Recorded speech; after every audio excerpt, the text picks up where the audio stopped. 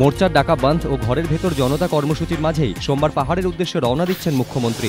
সোমবার দুপুরে বাগডোগরা বিমানবন্দর থেকে সড়কপথে কালিম্পংয়ে যাবেন তিনি। সেখানে রাতে সার্কিট হাউসে থাকার কথা। এবছরের জানুয়ারিতে শেষবার পাহাড়ে গিয়েছিলেন মমতা বন্দ্যোপাধ্যায়। সে সময়ই তিনি ঘোষণা করেছিলেন লেপচা উন্নয়ন পর্ষদ গঠনের কথা। সেই মতো 12ই আগস্ট গঠন করা হয় পর্ষদ। লেপচাদের উন্নয়নের জন্য 1 কোটিরও বেশি টাকাও বরাদ্দ করেছে রাজ্য সরকার। এই পরিস্থিতিতে মঙ্গলবার কালিম্পংয়ে লেপচা বন্ধু হিসাবে মমতাকে সংবর্ধনা জানাবেন লেপচারা। ইতিমধ্যেই তারা সেখানে জড়ো হতে শুরুও করে দিয়েছেন। এদিকে মুখ্যমন্ত্রীর পাহাড়ে পৌঁছানোর আগে রবিবার দিল্লি রওনা দিলেন মোর্চার নেতৃত্বাধীন জয়েন্ট অ্যাকশন কমিটির সদস্যরা। গোর্খাল্যান্ডের দাবিতে প্রধানমন্ত্রী সহ কেন্দ্রীয় মন্ত্রীদের সঙ্গে দেখা করার চেষ্টা করবেন বলে জানিয়েছেন তারা। তাদের অভিযোগ, পাহাড়ে বিভাজনের রাজনীতি করছেন মুখ্যমন্ত্রী। যদিও এই অভিযোগ মানতে রাজি নন লেপচারা। তাদের পাল্টা প্রশ্ন, লেপচাদের উন্নয়নের জন্য পর্ষদ গঠিত হয়েছে, এর সঙ্গে বিভাজনের কি সম্পর্ক?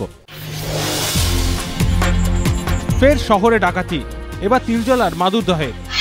পুলিশ সূত্রে খবর, রবিবার রাত 8:15 নাগাদ 4 যুবক চাঁদা চাওয়ার নাম করে ওয়েব রেডার প্রাক্তন অধিকর্তা শান্তিপদ গণচৌধুরীর বাড়িতে যায়। বাইরে থেকে তার নাম ধরে ডাকে ওই 4 জন, কিন্তু বাড়ির পরিচারিকা দরজা খুলতেই সমূর্তি ধারণ করে দুষ্কৃতীরা। অভিযোগ, আগ্নেয়াস্ত্র দেখিয়ে বাড়ির ভেতরে ঢুকে তাদের ব্যাপক মারধর করা হয়। এরপর নগদ 12,000 টাকা, একটি ল্যাপটপ ও 2টি মোবাইল নিয়ে চম্পট দেয় দুষ্কৃতীরা। ঘটনার তদন্ত শুরু করেছে তিলজলা থানার পুলিশ এবং লালবাজারের ডাকাতি দমন শাখার গোয়েন্দারা।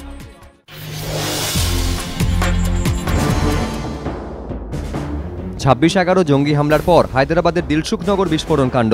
ভারতের মাটিতে জঙ্গি নাশকতা চালানোর নেপথ্যে ফের জড়ালো পাকিস্তানের নাম। 21শে ফেব্রুয়ারি সন্ধে 7টা পরপর 2টি বিস্ফোরণে কেঁপে ওঠে হায়দ্রাবাদের দিলসুখনগর। বিস্ফোরণে 17 জনের মৃত্যু হয়, আহত হন শতাধিক মানুষ। গোয়েন্দা সূত্রে খবর, ইয়াসিন ভটকল এবং তার সঙ্গী জেরায় স্বীকার করে নিয়েছে পাকিস্তানে বসে থাকা জঙ্গি নেতাদের নির্দেশে দিলসুখনগরে বিস্ফোরণ ঘটানো হয়েছিল। বিস্ফোরক রাখার দায়িত্ব দেওয়া হয়েছিল ভটকলেরই এক শাগরেদকে। গোয়েন্দা সূত্রে আরও খবর, পুনের জার্মান বেকারি বিস্ফোরণের সঙ্গে যোগের কথাও স্বীকার করে নিয়েছে ইয়াসিন ভটকল। যাতে একসঙ্গে বেশি সংখ্যক মানুষের মৃত্যু হয় তা নিশ্চিত করতেই ভিড়ে ঠাসা দোকানে সে বিস্ফোরক রেখেছিল বলে জানিয়েছে ইয়াসিন। টালমাটাল দেশের অর্থনীতি, প্রতিদিনই নতুন রেকর্ড গড়ে পড়ছে টাকার দাম। এই পরিস্থিতিতেও কেন্দ্রীয় সরকারি কর্মীদের জন্য সুখবর, উৎসবের মরশুম শুরুর আগে বাড়তে চলেছে তাদের মহার্ঘ ভাতা। কর্মীবর্গ মন্ত্রক সূত্রে খবর, সরকারি কর্মচারীদের জন্য 10% ডিএ বাড়ানোর ব্যাপারে ইতিমধ্যেই নীতিগত সিদ্ধান্ত নিয়ে ফেলেছে কেন্দ্রীয় সরকার। ফলে 80-র পরিবর্তে 90% হারে মহার্ঘ ভাতা পাওয়ার সম্ভাবনা। কোন মাস থেকে বর্ধিত মহার্ঘ ভাতা পাওয়া যাবে তা এখনও জানা না গেলেও তা 1 জুলাই থেকে কার্যকরী হতে পারে বলে সূত্রের খবর। এ ব্যাপারে যাবতীয় খসড়াও প্রস্তুত করে ফেলেছে কেন্দ্রীয় অর্থমন্ত্রক। খুব তাড়াতাড়ি কেন্দ্রীয় মন্ত্রিসভার বৈঠকে প্রস্তাব পাশ করা হবে বলে জানা গিয়েছে। ডিএ বাড়লে উপকৃত হবেন প্রায় 50 লক্ষ কেন্দ্রীয় সরকারি কর্মচারী এবং 30 লক্ষ পেনশনভোগী। চলতি বছরের জানুয়ারি মাসেও কর্মীদের 8% ডিএ বাড়িয়েছিল মনমোহন সিংহ সরকার।